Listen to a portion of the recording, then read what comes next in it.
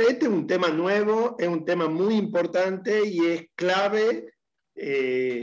Lo tomamos mucho en los exámenes finales, porque es muy amplio. Yo voy a tratar de resumir. No se olviden siempre que esta exposición, estas diapositivas son una especie de guía orientadora, no es todo el tema. Por eso es que si ustedes se ponen a ver en la bibliografía, hay todo un desarrollo que es muy importante que ustedes lo vean. Yo les voy a dar un pantallazo de las características principales de lo que serían los instrumentos analógicos, ¿sí? No nos vamos a detener mucho porque estamos haciendo también hincapié en los instrumentos digitales, ¿sí? Pero como estos instrumentos están tanto en el laboratorio como en la mayor parte de la industria, es importante conocer el principio de funcionamiento.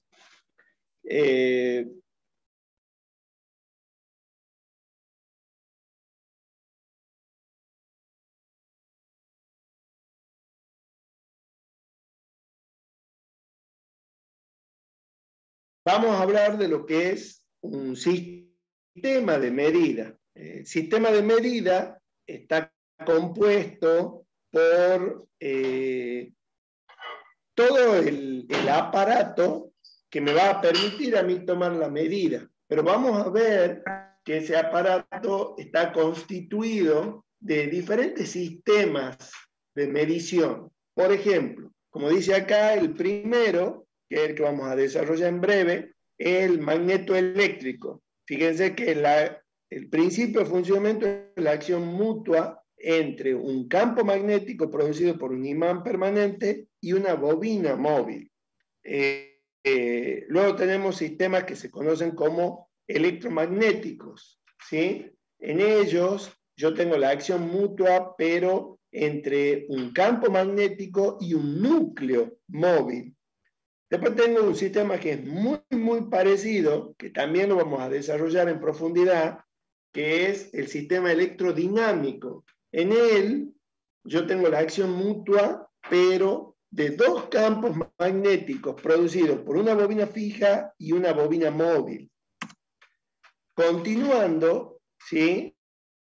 Vamos a hablar de los sistemas de inducción, ¿sí? Esos son producidos por corrientes parásitas o de Foucault. Ese es el ejemplo típico de este instrumento, es el medidor de energía eléctrica de nuestras casas. ¿Sí? Ya también vamos a ver características. Después tenemos el sistema electrostático, que este ya está caído en desuso, se utiliza mucho en medidores de tensión capacitivos, ¿sí? El sistema electrostático tiene esa característica, por eso habla de cargas eléctricas en reposo. Y por último, este sí es muy importante porque es el principio de funcionamiento de la mayoría de los medidores de potencia, es el sistema electrotérmico. Fíjense que habla de un sistema que basa su principio de funcionamiento en un elemento que produce calor por efecto Joule. Ya vamos a ver que a la hora de medir con extremada precisión se usan estos dispositivos, ¿sí? Básicamente, la dilatación de un elemento caliente provoca la deformación y la curvatura y el movimiento de la aguja. Vamos al que quiero analizar en profundidad, que este es lo que tiene de importante el instrumento de imán permanente y bobina móvil, que principalmente es un medidor de corriente, ¿sí? Corrientes muy pequeñitas. ¿De qué orden? Del orden de los microamperes, ¿sí? Se conoce en la bibliografía como el galvanómetro de D'Arsonval. por su descubridor físico. Fíjense, si ustedes se ponen a ver, ya lo vamos a ver en detalle, el imán permanente es lo que yo estoy indicando acá. Inserto está la bobina móvil, que es la que realmente mide, es donde está montada la aguja. Y la manera en que tiene que ingresar la corriente es a través de dos resortes, uno de entrada y otro de salida. Esos resortes también me van a proveer lo que se conoce como la cupla motora, perdón, la cupla antagónica, que se opone a la cupla motora generada por este dispositivo. Y, sí. ¿Perdón? Sí. Creo que se le abrió el micrófono, No, profe. Me parece. Perdón. Pensé que me estaban preguntando algo. Dale, ¿Está claro hasta dale, aquí lo que voy exponiendo? Sí, profe. Bueno.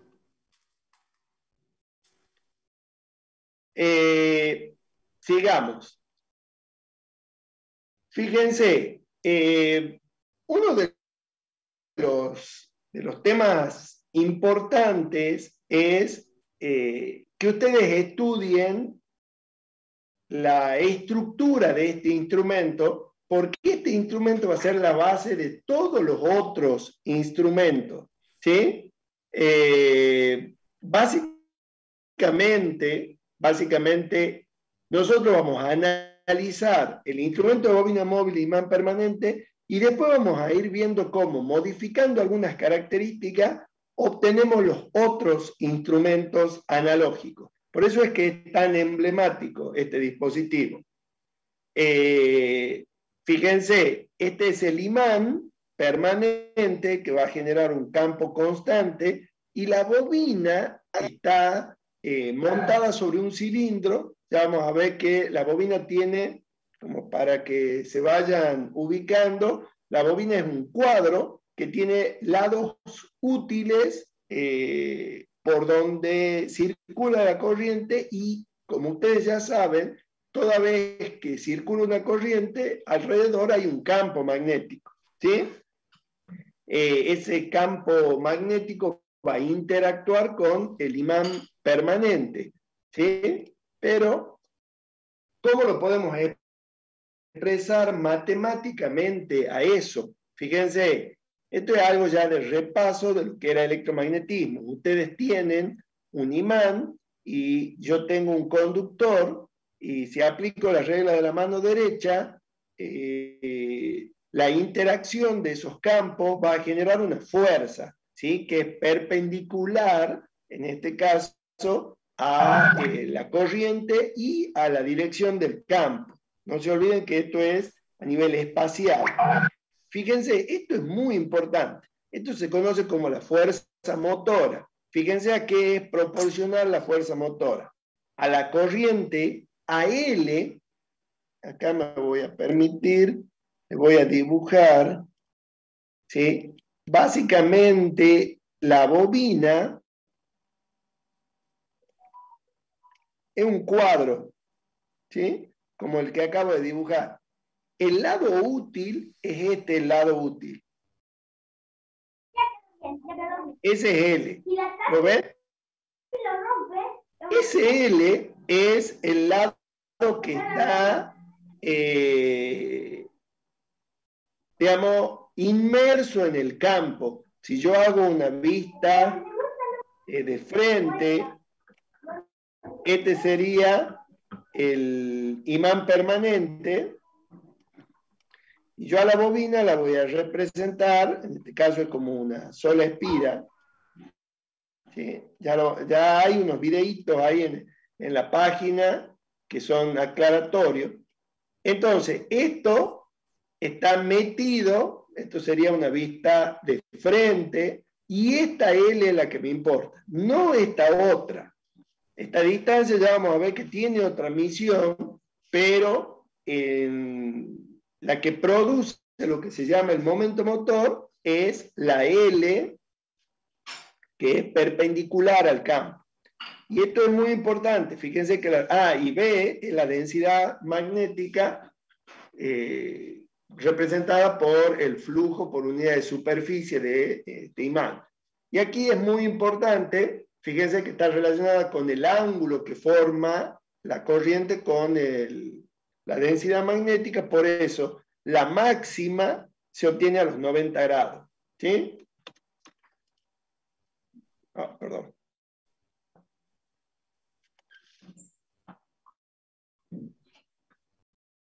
Acabo de desconectar. Ya.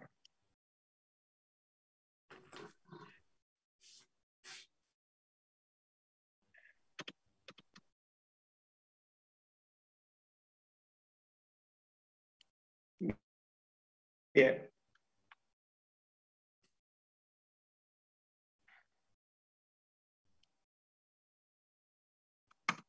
Bien, fíjense. Vamos a ver en detalle lo que les estaba explicando recién. Este es el cuadro. Fíjense, estos son los resortes que van a proveer lo que se conoce como cúpula antagónica. Fíjense que el cuadro descansa sobre un cojinete de bronce. Este es el sistema de anclaje, ¿sí? Generalmente las puntas del cuadro de la bobina móvil son de rubí, justamente para evitar el desgaste. Estos son los contrapesos que mantienen la aguja, ¿sí?, en la posición de reposo o el cero. Estos son detalles constructivos. Este es el lado útil, ¿sí? Profe, disculpe, ¿está grabando? Está después subido el video grabado. Ah, bien, muchas gracias. Sí, eso, quédense tranquilos. Yo todas las clases ya las tengo. Creo que hay 2 o 3 nada más, pero ya justamente este año la voy a terminar de grabar, pero estas sí están grabadas. Fíjense cuáles son las ventajas principales que tiene este instrumento. Justamente ahí radica también que se haya popularizado tanto.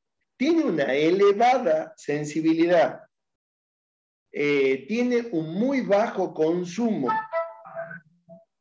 tiene un alto valor de la cifra de mérito. En electrónica, ustedes van a ver que hay muchas figuras que se conocen como figuras de mérito. En el caso, por ejemplo, de los transistores, una figura de mérito es el HFE, o la ganancia en continua. Bueno, esta es justamente la relación que hay entre la cúpula motora y el peso del rotor, es muy elevado. Por eso, como les decía al principio, es un instrumento que mide corrientes muy, muy pequeñitas, del orden de los microamperes.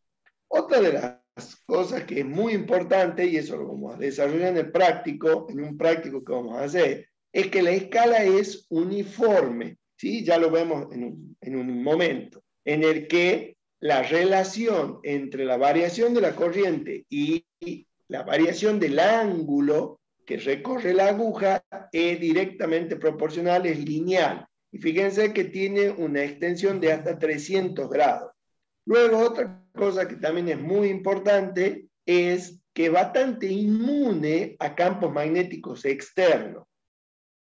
¿Sí? Y por último, vamos a ver lo que se conoce como ampliación de escala. Es decir, yo les acabo de decir que este es un instrumento de corriente muy sensible, pero es importante tener la posibilidad de modificar la escala, porque si no, no podríamos medir, por ejemplo, corriente del orden de los amperes.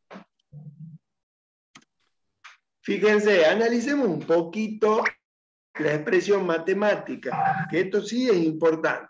Bueno, acá tengo el imán permanente y de ahora en más esta es mi bobina móvil.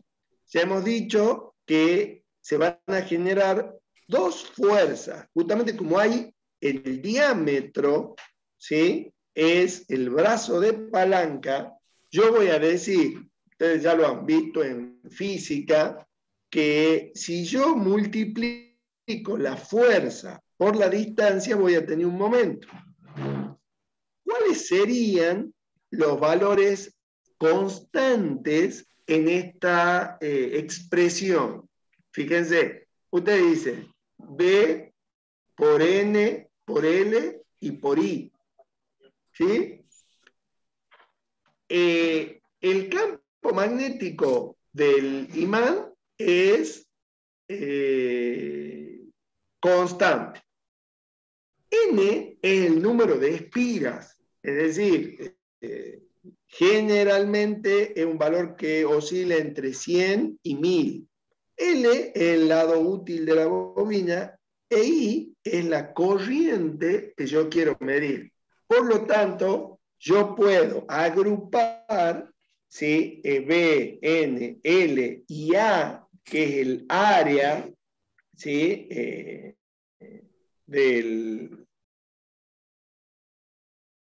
El área que está expuesta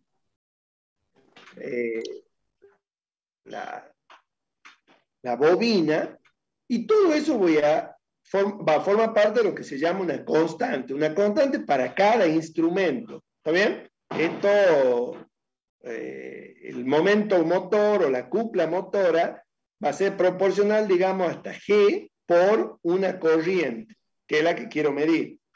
Y ahora yo necesito que la aguja se mueva, pero ¿en qué momento se queda quieta la aguja? La aguja se queda quieta en el momento en que el resorte, que es proporcional, fíjense, a un ángulo, ¿sí? Eso es también por física, el resorte es un dispositivo que a medida que la cupla motor avanza, el resorte comienza a enrollarse hasta que se igualan los dos momentos. Entonces, fíjense, en el equilibrio, que eso es lo que yo pretendo, voy a tener que el ángulo que describe la aguja es igual a G sobre un KR. ¿Sí? Esto es otra constante. A mí lo que me interesa es que ustedes vean que esta expresión no es nada más que la expresión de la ecuación de la recta. Entonces yo sé que la corriente es directamente proporcional al ángulo. Es decir, a medida que aumenta la corriente que quiero medir, el ángulo de la aguja también crece. ¿Sí? Ya vamos a ver que esa constante es una sensibilidad del instrumento. Pero lo más importante es que yo puedo tarar, ¿sí? el cuadro de una manera lineal. Entonces, vamos a analizar, por ejemplo, qué efecto tiene la temperatura sobre la temperatura, me refiero a cuando circula corriente por el conductor, obviamente va a haber un aumento de la temperatura, ¿sí? Esa temperatura va a modificar algunas características del instrumento, por eso es que se debe agregar una resistencia de compensación, ¿sí? Estos ya son detalles característicos del instrumento. ¿Cómo puedo resolver este problema? Se utiliza uno de los métodos, ¿sí? El que yo generalmente les pido a ustedes que me hablen o me digan, ¿sí? No les voy a pedir los distintos métodos, simplemente este, que es el más convencional, ¿sí? Que es el uso de una resistencia compensadora, ¿sí? Estas resistencias son aleaciones. Una de las más comunes, la que está ahí en la figura, es de una aleación de manganina, ¿sí? Es una aleación entre cobre y manganeso, ¿sí? También hay otras aleaciones como el contantán, que es cobre y níquel, pero ya vamos a ver que esas también se utilizan para resistencias especiales. Ahora bien, una vez que yo agrego estas resistencias, vayan teniendo en cuenta cuando analicemos las características del instrumento ideal y del instrumento real. Estas son todas resistencias que van a formar parte de lo que sería la resistencia interna del galvanómetro. Supongamos, capaz que ya lo han leído, eso está en el capítulo de instrumento analógico, hay varias escalas, ¿sí? Por ejemplo, una escala que suele utilizarse es la escala logarítmica, ¿sí? Ya vamos a ver que hay la cuadrática, la ensanchada, eso depende mucho de las características constructivas del instrumento. La escala logarítmica se logra modificando, fíjense acá, las piezas polares, ¿sí? Yo le hago una pequeña deformación a la pieza polar y ya el instrumento no va a tener una escala lineal.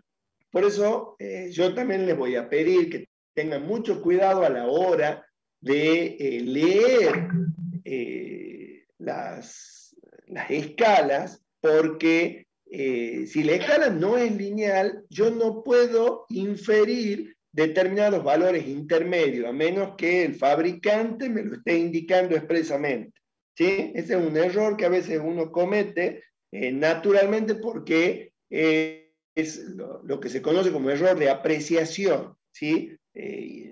Generalmente entre dos escalas consecutivas, o sea, o subdivisiones, uno suele hablar, está a 0,5 o a 0,75 si uno ve que está más próximo de una línea que de otra. Bueno, ese error es frecuente y hay que tratar de evitarlo. O sea, nosotros cuando la aguja no caiga en alguna línea, vamos en una línea exacta o una subdivisión exacta, lo que se recomienda es o considerar la línea inmediatamente inferior o la superior. ¿Está bien? Bueno, hasta aquí lo de el principio del instrumento, el galvanómetro. Ahora vamos a compartir otra diapositiva.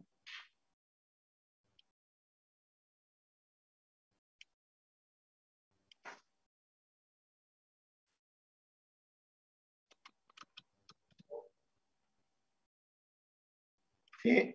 En donde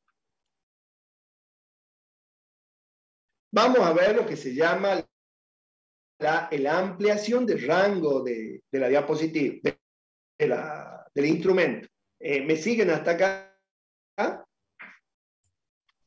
Bien. Bien. Ya vamos a volver. Si hay alguna duda, por favor, me detienen y la vamos a analizar. Fíjense. Sí, profe, yo quería hacer una pregunta. Sí, haga. ¿Qué es lo que es cupla? Eso también lo veía, los términos, Bien, termocupla, perfecto. todo eso. No. Mire, le muestro acá. Cuando vos tenés una fuerza multiplicada por una distancia, eso genera un momento. Sí. En este caso es un momento motor. Ese momento motor también recibe el nombre en alguna bibliografía como cupla. ¿Sí? Es decir, Sí. yo tengo el conductor por el que circula la corriente. Ese conductor, este es I, ¿no? El de la bobina móvil, está inmerso en un campo magnético de un imán permanente. O sea que vos tenés dos campos, básicamente, ¿sí? El campo permanente lo da, como dice el nombre, el imán permanente. Y el campo que va a ser variable es el de la bobina móvil, porque ese depende de la corriente que yo quiera medir. Entonces, la Sí, sí, interacción sí. de esos dos campos es lo que pondera esta fuerza. Cuando digo pondera es que es proporcional, es decir, cuando haya más corriente va a haber más fuerza. Obviamente, para que esa fuerza tenga una identidad, yo lo que hago es, en vez de trabajar con una espira, esta era la espira, yo trabajo con N espiras, o sea, muchas más. ¿Está claro? Sí. Bien. Ahora, esta distancia, lo que sería el cabezal de la espira, es este D. Por eso es que el producto acá se van a manifestar dos fuerzas. Yo Ese te bien lo es el pongo acá. núcleo de la espira, profe, o cabeza con esto. ¿Cómo? Bien es el núcleo de la espira. Claro. Y vos vas a tener, si esta es tu espira, fíjate, vas a tener una fuerza en una dirección y la otra en el otro extremo en la otra dirección. ¿Está bien? O sea, por eso es Listo. que vos Sí, tenés el sí. momento. No se olviden, el momento es lo que nos enseñaban en física. Supongamos, yo quiero abrir una puerta. Entonces, si le aplico una fuerza lejos de la bisagra, voy a tener un momento que me va a mover la puerta con mayor facilidad y con menor fuerza, porque la distancia que hay entre la bisagra hasta un extremo de la puerta es lo que me va a producir esta cupla, ¿sí? Ya borro esto, Sí. hace ruido. Oh, no sé por qué, cuando presiono. ¿Ahí están viendo? Sí, ahí se Bien. ve, profe.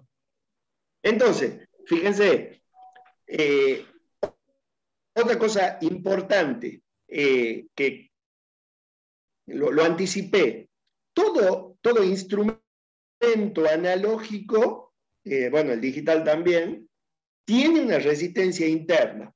Ahora yo les pregunto, ¿podré medir con un ómetro? El ómetro es el que mide resistencia, ¿no es cierto? ¿Podré medir con un ómetro directamente la resistencia interna de, en este caso, por ejemplo, este es un galvanómetro. Galvanómetro o miliamperímetro o microamperímetro.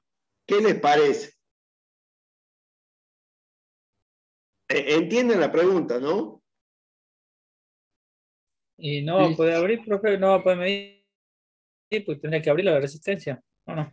Eh, Miren, no la puedo medir, pero no porque lo tenga que abrir al instrumento, sino porque el fabricante, esta resistencia, fíjense que está acá representada, ¿sí? Este es el esquema, ¿no? Este es el símbolo del amperímetro y fíjense que dice RA, ¿está bien? Yo normalmente, ¿qué les sugiero? Eh, eh, eh, trabajar con el círculo y una resistencia anexada en serie para hablar de la resistencia interna del amperímetro. Resulta que esa resistencia es una resistencia que la define el fabricante y es la suma de la resistencia propiamente dicha de la bobina, la resistencia del punto de soldadura del resorte con la aguja, la resistencia de los resortes y todas aquellas resistencias que van a formar parte del instrumento. Por eso es que no se puede, ya vamos a ver que la vamos a poder calcular de manera indirecta, pero medirla con un instrumento directamente no lo vamos a poder hacer. ¿Está claro? Es ok. decir, solo el fabricante fabricante, cuando va a construir el instrumento, me puede decir a mí, miren, este instrumento tiene 100 ohmios, 500 ohmios, etc. ¿Qué es lo que vamos a hacer ahora? ¿O qué es lo que dice esta diapositiva? Yo quiero ampliar el rango del instrumento. Entonces, la única manera de ampliarlo es con una resistencia que también es particular, que se llama shunt. ¿Sí? ¿Por qué se llama shunt? Shunt en inglés significa derivación. Y fíjense qué es lo que hace la resistencia. Supongamos que yo tengo un instrumento cuya máxima corriente sea 1 microampere y yo quiero medir 1 miliampere. Al poner esta resistencia shunt en paralelo, lo que estoy haciendo es derivando toda la corriente que no puede medir, porque la máxima sería 1 microampere. Es más, si yo mido 1,1 microampere, ya lo daño al instrumento. Y en particular los amperímetros son instrumentos muy sensibles, porque como es la corriente la que lo atraviesa, es muy fácil quemarlo. ¿Sí? Entonces, miren lo que hago yo acá. Planteo la ley de Ohm. O sea, la tensión entre el punto A y B va a ser la resistencia shunt multiplicada por la corriente shunt. ¿Sí? ¿Y cómo es? ¿A qué es igual la corriente IS? A la diferencia entre la máxima corriente que yo quiero medir y la máxima corriente que mide el amperímetro. ¿Está bien? Entonces, la expresión esta que dice que la resistencia shunt es igual a la resistencia interna del amperímetro sobre n-1, ¿sí? Siendo n la relación entre la corriente que quiero medir y la corriente máxima que mide el instrumento, es la expresión matemática para determinar la resistencia shunt. ¿Cómo son esas resistencias shunt? Aquí están ejemplos de resistencia shunt. ¿Sí? Fíjense, es un alambre, en este caso sería una cinta, ¿sí? O un conjunto de resistencias. Estas son resistencias especiales. ¿Por qué resistencias especiales? Porque, ¿qué tengo que tener en cuenta? Que no lo he dicho, pero está implícito. Si es una resistencia muy chiquitita, chiquitita estoy hablando del orden, a veces 2 ohmios, ¿sí? ¿Qué creen ustedes que yo tengo que tener cuidado? ¿Qué le pasará a esta resistencia? Si está pasando una corriente, o sea, la está derivando a la corriente. ¿Se puede cortar? Levanta temperatura. Exactamente, la potencia. Exactamente, se calienta, me ponen en el chat. Exactamente. Yo tengo que ver este dispositivo, por eso es que es una delgada, podríamos decir, planchuela, está calibrada, no es cualquier planchuela, estos son, de vuelta, les comento que son aleaciones. Primero no tienen que variar su resistencia con la temperatura, ¿sí? Algo importante. Y luego tienen que disipar mucha potencia.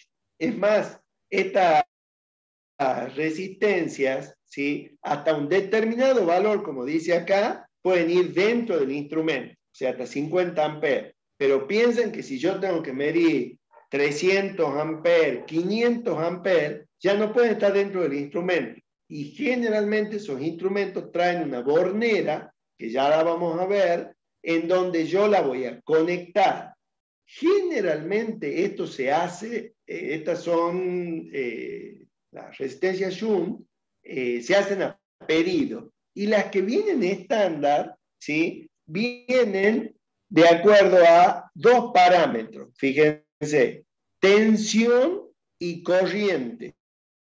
¿Y cómo determino el valor de la resistencia? O sea, me dan una tabla en donde me dicen, esta es una resistencia, por ejemplo, para 15 amperes, 25 milivoltios. Así se pide, ¿no? ¿Cómo determino el valor de R? ¿Y haciendo la ley de Ohm? Exacto. sí señor. Tengo que hacer la ley de Ohm. Hago B sobre I y tengo el valor de resistencia. ¿Está bien? Pero lo interesante es que ustedes este tipo de resistencia no la van a ir a comprar como si fuera resistencias electrónicas, ¿sí? Bueno, eso que acabo de decir, ahí lo tienen, ¿sí? Fíjense, esta es la resistencia shunt y este es el instrumento, ¿sí? Ahí está lo que les decía recién, la aleación es manganina, ¿sí? Y las resistencias vienen normalizadas para 45, 70, hasta 300 milivoltios. Estas son las que se consiguen acá en la Argentina, ¿no? Y cuando no hay los valores de tensión o de corriente, las tengo que mandar a fabricar, ¿sí? Pero básicamente un shunt se identifica por la corriente nominal y por la caída de tensión. Ahora bien, eso que hemos hablado recién, fíjense, yo la resistencia shunt la voy a definir también por su potencia. Fíjense que RS por I al cuadrado, que es la famosa ley de Joule, ¿sí? A su vez, yo puedo definir, ¿se acuerdan que lo hemos definido al principio? Que había N, era la relación entre la corriente que quiero medir y la corriente máxima del instrumento. Entonces, yo puedo plantear esta ecuación y esta sería una aproximación, fíjense, n al cuadrado sobre n menos 1. Como n es mucho mayor que 1 por lo general, yo puedo decir directamente que la disipación de potencia de la resistencia shunt va a ser n veces la potencia del instrumento. ¿Está bien? Eso es para tener una idea de lo que sería el consumo del instrumento. Ahora, ¿cómo hago yo un amperímetro multirango? Fíjense, ¿qué es lo que tengo que hacer? Pongo un selector y voy a poner tantas resistencias en paralelo con el miliamperímetro como escalas quiera medir, ¿sí? Acá yo tengo una escala A, B, C, D que indicará, por ejemplo,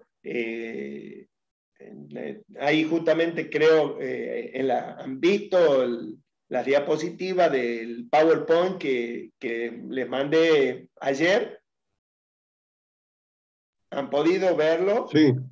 Bien. Había un miliamperímetro que también se lo puede usar como milivoltímetro. Entonces ahí tiene un selector para, ¿sí?, trabajar con distintos valores de corriente, como este es un modelo, ¿sí? O bien el selector puede ser esta alternativa, fíjense, mide 1 ampere, 5 y 10 ampere. La diferencia entre un selector y otro es que en este selector, ¿sí?, este, por ejemplo, cortocircuita, fíjense que tienen ahí un pequeño, ¿cómo se llama esto? Un pequeño segmento que cuando está abandonando una de las posiciones ya está conectando a la otra. Eso a veces puede ser peligroso porque yo puedo estar midiendo con el instrumento conectado. Entonces, se prefiere este otro, que, digamos, este selector, fíjense, no tiene esa característica y me aseguro de que la escala de 10 amperes no tiene nada que ver con la de 5 ni con la de 1. ¿Sí? Eso es simplemente detalle constructivo. ¿Me siguen hasta acá, no es cierto? Sí. Sí. Fíjense, estas son consideraciones a tener para cualquier tipo de amperímetro. Como el amperímetro se conecta en serie, ¿sí?, yo voy a necesitar siempre intercalar una resistencia variable. Una resistencia variable, llámese un potenciómetro o un reóstato. ¿Qué voy a hacer yo con ese reóstato? Yo primero lo conecto al amperímetro con el reóstato en serie y voy digamos, reduciendo el valor del reóstato hasta conseguir, y me voy fijando, digamos, la deflexión que hace el amperímetro, hasta que lo anulo completamente al reóstato. Porque no se olviden que eso es una resistencia adicional que obviamente me modifica el valor de la corriente que quiero medir. Otro detalle importante es, tengo que observar la polaridad, porque yo no lo he dicho, pero ¿por qué será que el instrumento el Darson Valve, es un instrumento exclusivamente de corriente continua? ¿Por qué creen ustedes? Por el sentido de la fuerza depende del sentido de la corriente. Exactamente, sí señor. Esa es una de las razones fundamentales, pero también hay otra, que es, supongamos que yo le aplique una tensión alterna, supongamos de muy baja frecuencia, que sería la frecuencia de la red 50 ciclos. Resulta que, como bien dice uno de sus compañeros, al aplicarle una tensión alterna en el primer semiciclo de la senoide, ¿sí? Intenta moverse hacia un lado. Pero como yo lo tengo al semiciclo negativo, que estamos hablando de 50 ciclos por segundo, inmediatamente le estoy diciendo que se mueva hacia el otro lado. Entonces, una pregunta que solemos hacerle a ustedes en el examen es, ¿qué pasa si yo le aplico alterna un instrumento de bobina móvil imán permanente? Como en realidad este instrumento trabaja con promedios, es decir, promedia el valor, supongamos que sea una tensión, vamos a ponerlo, vamos a ver si puedo dibujar acá. Fíjense, supongamos que yo tengo una tensión continua, pero con una pequeña variación, así, ¿sí? Esto es tensión. Y esto es tiempo. Resulta que la aguja responde, en realidad, al promedio de esas variaciones. Entonces, cuando tengo alterna, ¿sí? Y tengo 50 ciclos por segundo, esto es positivo y esto es negativo, la aguja queda absolutamente quieta, en el cero, no marca nada. ¿Sí? Entonces, es muy importante,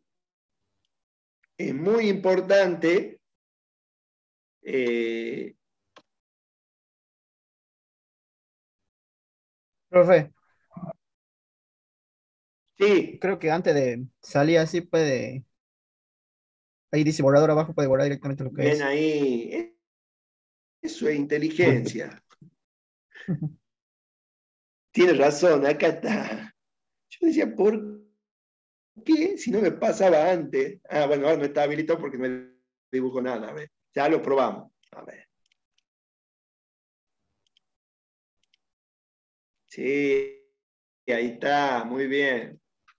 Bueno, entonces está claro el por qué este instrumento es exclusivamente de continua, ¿sí? Y por qué, otro detalle, Y estábamos no lo analizando rompe.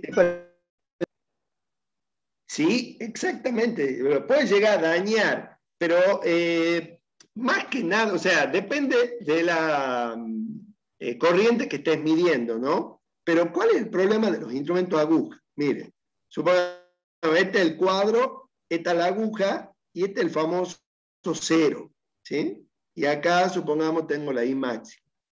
El problema de estos instrumentos es cuando yo lo conecto de manera incorrecta, es decir, el positivo con el negativo o al revés, y esta aguja va a tender a ir en sentido contrario. Entonces, como esto tiene un pivot, ese golpeteo, ¿qué es lo que hace? Con el tiempo van a ver que el cero ya no marca cero. Entonces la aguja tiene, ¿sí?, un cierto desplazamiento, es decir, que yo le acabo de introducir, no una vez, ¿no? Cuando lo hago varias veces, le acabo de introducir un error sistemático al instrumento. Entonces, ese es el mayor de los problemas cuando yo no tengo la precaución de fijarme en la polaridad. Por eso con el instrumento analógico hay que tener mucho cuidado a la hora de medir. Eso no se sobre puede. todo, si vamos al laboratorio, yo les voy a pedir que, ya les voy a mostrar, aparte, la corrección del cero es un tornillo que está visible y es accesible, digamos, fácilmente. Nada más que hay que utilizar un destornillador que no sea metálico, porque cuando uno interactúa con un destornillador metálico, a veces también modifica el tema de el magnetismo que tiene las piezas polares. Las piezas polares también son muy, muy sensibles, ¿sí? Y bueno, el otro detalle es esto que dice al final. Ustedes siempre tienen que tener una noción de la corriente que van a medir. O sea, no pueden empezar a medir sin tener una idea. Llámense un ampere y medio, si están trabajando con un miliamperímetro, por ejemplo, ¿sí? Entonces, ¿qué es lo que voy a hacer yo? Por lo general, trabajo en una escala superior y después voy bajando. Por aquello que hemos visto cuando veíamos el error, que siempre tengo que estar en el último tercio de la escala. ¿Está bien? Profe, Para reducir el error. profe, una pregunta. Diga. ¿En cuál se rompería más cuando en el momento ese que le pongo una corriente, voy a medir algo continuo o alterno No, es cuando que está al alterno revés, digamos? directamente no puede medir. Ya vamos a ver que estos instrumentos, o sea, cuando vos lo adquirís, viene un instrumento para alterna, imán permanente y bobina móvil. ¿Qué es lo que tiene? Internamente le han puesto un puente con diodos, o sea, puede ser un puente de media onda o de onda completa. Entonces, ese instrumento sí, no hay problema, vos vas a utilizar la corriente alterna y lo vas a utilizar para medir. Pero si el instrumento no dice nada, es exclusivo de continuo. Entonces, ni siquiera vos probés, por más que vos sepas que no te va a medir, ¿sí?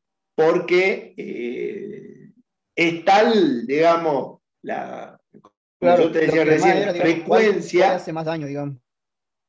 ¿Que tenga un error en continua o el error es en alterno, Lo al que pasa instrumento es de continuo? que en continua, también te estaba diciendo que no es que lo conectes una vez, lo tenés que conectar varias veces mal, ¿sí? Porque esto se ve a simple vista, la aguja golpea contra uno de los extremos y es ese golpe lo que termina descalibrando el instrumento, ¿sí? O sea, no es que, por ejemplo, una vez que vos lo conectes mal, ya lo has descalibrado. No, es generalmente una sucesión de veces. ¿Está? Sí, gracias, profe. Profesor, Bien. una Sí, preguntita. diga. Con el tiempo, el instrumento, por ejemplo, que usted decía que la resistencia de Young recalienta o Ah, cosas así con el tiempo, debido al calentamiento, a las vibraciones, ¿cómo se sabe la exactitud o la precisión bueno, del instrumento? ¿Eso eh, viene definido por el fabricante, algo así? sí, está bien lo que vos decís. El trabajo que vos tenés que hacer es lo que se llama un trabajo de contraste. O sea, vos agarrás tu instrumento, si vos ya tenés duda, y lo tenés que llevar a un laboratorio y lo vas a comparar con un instrumento de mayor precisión o de mejores características. Entonces, lo que se hace, y eso se hace, ¿no? Una vez que ha sido recalibrado, digamos, el instrumentista te da una tabla con los posibles errores que no lo puede salvar, pero son los errores de corrección. Entonces vos ya sabes que le tendrás que sumar o restar un determinado valor. ¿sí? Pero por lo general es un instrumento, los instrumentos se contrastan y a menos que, bueno, sea un daño irreversible, se vuelven a, digamos, a poner en condición y vuelven a medir. El tema de las temperaturas, eso está contemplado, ¿sí? Como yo te decía, se hace la compensación, pero bueno, tiene que pasar mucho tiempo. Nosotros tenemos instrumentos en el laboratorio que ya deben tener 15, 20 años y bueno, sí tienen un pequeño error, pero perfectamente miden, ¿sí? Miren, Bien, profesor. yo les quería dejar en claro que cuando yo dibuje simplemente un círculo con la letra, en este caso sería un amperímetro. Si pongo así, sería un voltímetro. Cuando yo no diga nada, ese es un instrumento ideal, ¿sí? Cuando yo le agregue, y ya vamos a ver por convención, vamos a decir que yo le agrego la resistencia en serie RA, este es un instrumento real. Lo mismo, este voltímetro real lo vamos a poner en serie, pero en realidad, si tenemos que hablar con propiedad, fíjense, si el amperímetro tiene una resistencia en el modelo en serie, ¿cómo tendría que ser la resistencia que tiene el voltímetro? Paralela. Paralelo. Exactamente, en paralelo. Porque si no, estaríamos cometiendo un error de que ya vamos a ver las características que tienen que tener RA y RB, pero la mayoría de la bibliografía la toma por una cuestión de, digamos, de facilidad, que los instrumentos reales son el símbolo con una resistencia asociada en serie. ¿Está bien? Para los fines prácticos, no cambia que esté en paralelo o en serie. Ya vamos a ver justamente ahora, yo les había dicho, el amperímetro es el instrumento por excelencia, ¿sí? ¿Por qué? Porque fíjense, ¿cómo puedo hacer yo utilizando un amperímetro para transformarlo en un voltímetro? ¿Qué les parece? ¿Cómo puede ser? ¿Ah? ¿Qué tendría que hacer yo? Miren, Un amperímetro, pasarlo a voltímetro, sí, poner la resistencia en paralelo. Medir la resistencia. no, mira, vos tenés el amperímetro acá, ¿no? Yo tengo el amperímetro y tengo su resistencia interna, ¿estamos de acuerdo? Este amperímetro tiene una I máxima y esta es RA. ¿Qué pasa? Perdón esa línea. Si yo multiplico la I máxima por la RA, ¿qué me va a dar? Una B máxima. Una tensión, ¿sí? Una B máxima. Y miren, ahora yo tenía aquí el cuadro y aquí decía desde 0 hasta tantos miliamperes. Y en vez de, o sea, el exacto el cuadro ese que está tarado en corriente, y acá le pongo B máximo.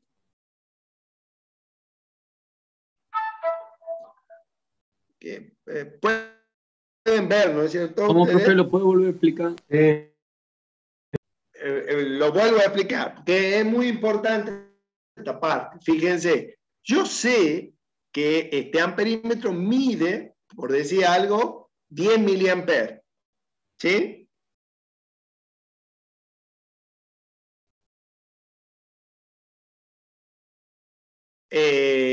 Y la resistencia interna supongamos que es 1 ohmio. Si yo multiplico 10 miliamperes por 1 ohmio, ¿qué me da? 10 milivoltios. ¿Estamos de acuerdo? Bien. Entonces ahora Quedan 10 minutos le quito, digamos, para que termine la hora. ¿Cómo? Quedan 10 minutos para que termine la hora. Ah, Te aviso buenísimo, con tiempo para gracias que no por cortemos avisar. golpe. Terminamos esto y vamos a seguir con este tema, porque este tema no termina aquí, ¿no? Un poquito más extenso. Pero ¿qué es lo que quiero que quede claro? Yo ahora le quito la escala que tenía antes, que me daba en amperes o miliamperes. Y fíjense ahora, yo le digo, he convertido mi instrumento, que era un medidor de corriente, en un voltímetro que como máximo, ¿qué me va a medir? 10 milivoltios. ¿Está claro eso? O sea, el origen del voltímetro, y eso surge de esto, chicos, miren. I igual a B sobre R. Es la ley de Ohm. El factor de escala es R. ¿Por qué? Porque si yo paso B, despejo B, quiero decir, es I por R.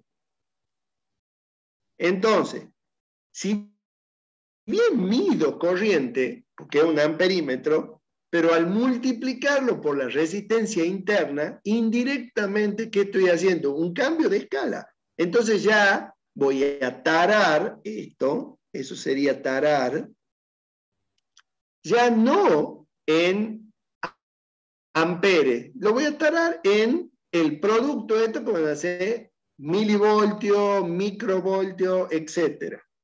Entonces, yo tengo este instrumento que me dio una determinada tensión máxima, pero ahora se me plantea el mismo problema que antes. Yo quiero aumentar, yo supongamos que quiero medir 1 voltio. Entonces, fíjense qué es lo que hago. A este instrumento, fíjense que por eso acá quedó el RA, porque es la resistencia que tenía el instrumento anterior. Le voy a agregar ahora una resistencia que se llama multiplicadora. Entonces, la tensión nueva que yo quiero medir, que es, supongamos, 1 voltio, va a ser igual a ¿qué? A la corriente que circula, que en este caso, como las dos resistencias están en serie, por eso le decía yo que la ponen en serie, va a ser la resistencia interna del voltímetro. Ahora ya la vamos a cambiar a esta, ya no se va a llamar más RA, se va a llamar RB, más una resistencia multiplicadora que no la conozco, justamente la quiero conocer. ¿Sí? Entonces, hago distributiva, porque acá yo no quiero sacar factor común, hago distributiva, ¿y qué me queda? Que B va a ser igual a una B0. Esta B0 que pongo acá en realidad es una B máxima, ¿sí? Más una B máxima por R medida, R multiplicadora sobre la resistencia interna. Entonces, aquí está mal en la copia, esto no es N, sino es M, ¿sí? Fíjense, similar a lo que hice antes, define un factor que va a ser B sobre B máxima. Y despejo. Entonces me va a quedar ahora la nueva expresión para ampliar el rango de un voltímetro, va a ser la resistencia interna del voltímetro por M-1. Y vamos a parar aquí porque, bueno, sé que ya empieza la otra clase.